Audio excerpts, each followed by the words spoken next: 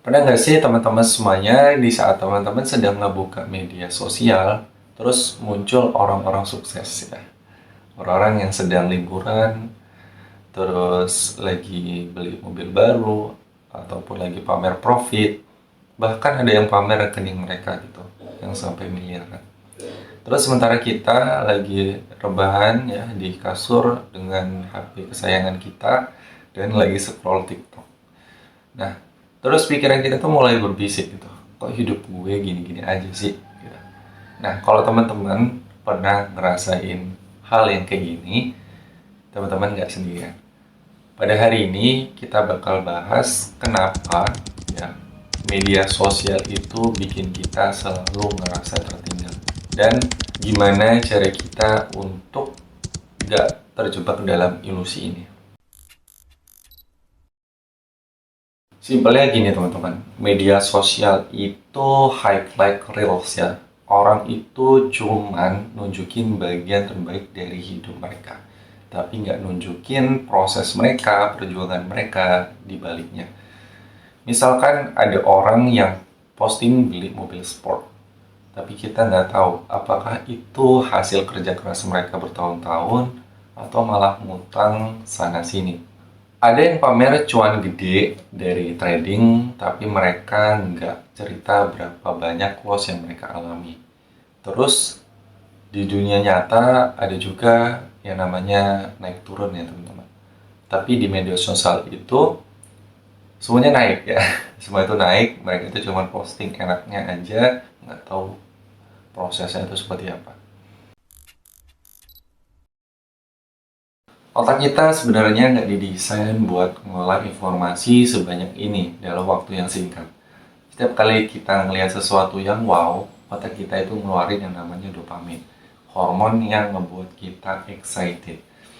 Itu kenapa kita betah sekali nge-scroll TikTok berjam-jam ataupun Reels lainnya, tapi efek sampingnya kita itu jadi ngerasa selalu kurang.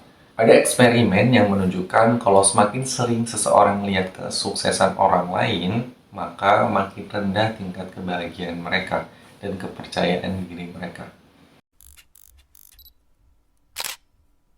Nah, terus gimana sih caranya supaya kita ini nggak terjebak dalam ilusi media sosial ini?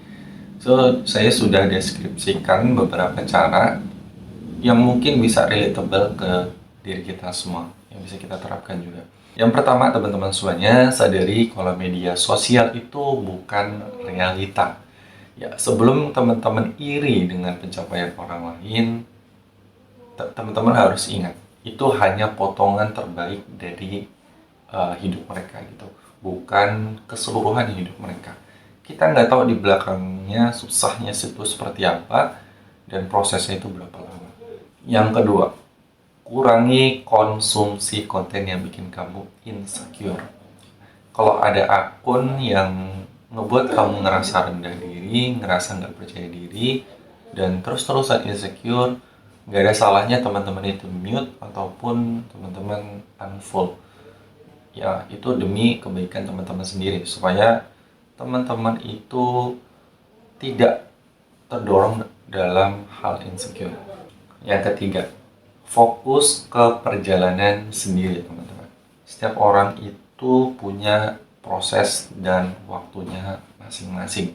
Bandingkan diri kamu dengan diri kamu versi sebelumnya, bukan diri kamu dengan orang lain yang ada di internet. Lalu yang keempat, yaitu gunakan media sosial untuk belajar, bukan untuk konsumsi. Daripada cuma untuk scrolling doang, tanpa ada manfaatnya, coba kamu follow akun-akun yang memberikan ilmu, ataupun at least memberikan motivasi buat kamu untuk berkembang. Jadi, kalau teman-teman pernah ngerasain ketertinggalan dibandingkan orang lain yang ada di media sosial, ingat, ini bukan realita, ini hanya ilusi. Mereka hanya memposting enaknya aja, susahnya nggak tahu kita gimana. Dan itu tidak relatable ya, dibandingkan kehidupan kita yang kita bandingkan dengan kehidupan yang di layar HP. Ya, lebih baik kita fokus dengan diri kita dan jadikan ya pameran mereka ataupun pencapaian mereka untuk memotivasi kita untuk bekerja lebih keras lagi.